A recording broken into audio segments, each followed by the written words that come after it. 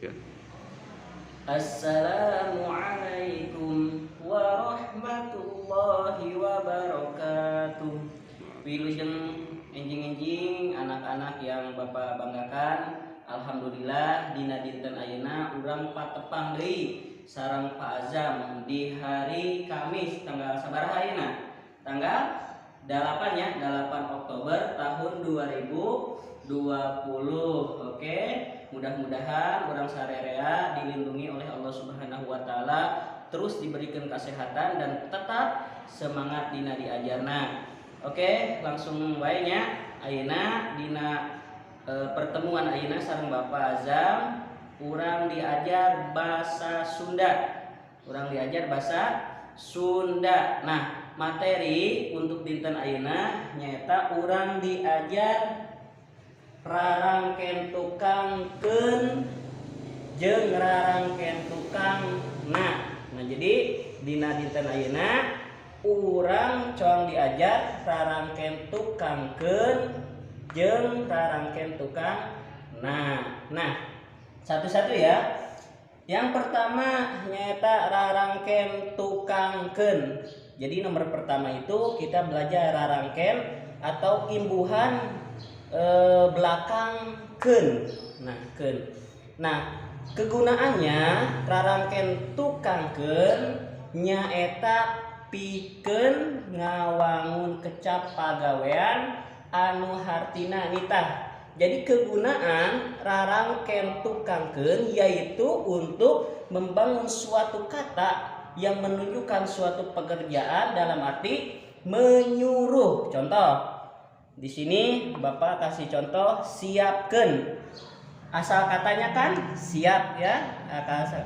Asal katanya siap ditambah imbuhan atau rarangken tukangkeun. Jadi siapkeun. Yang kedua, anu kadua nyata lempengkeun.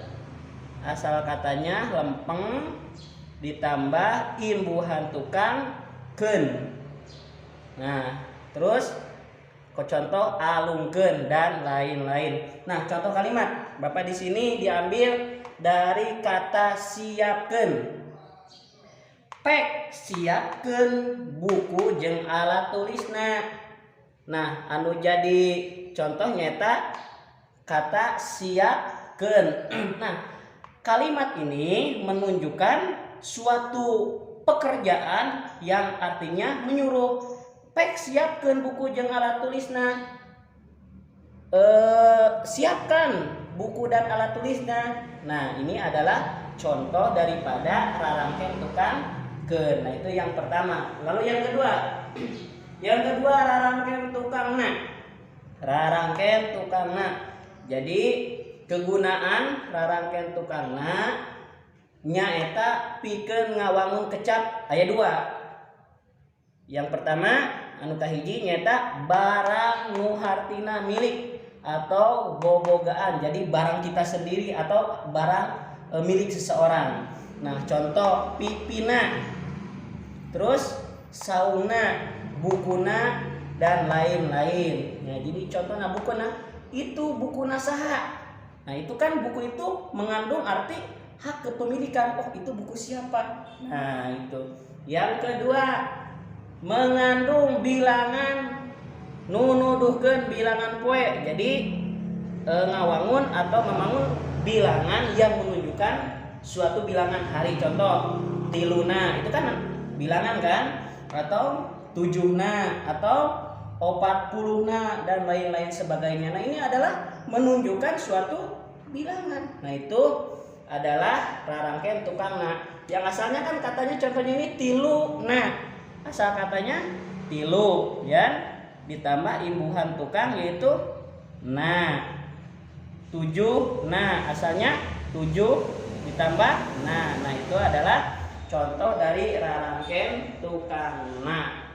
Nah, baik, itulah pelajaran hari ini, yaitu kita belajar tentang rarangken tukangkeun dan rarangken tukangna. Nah, nanti difahami lagi ya, dicermati lagi.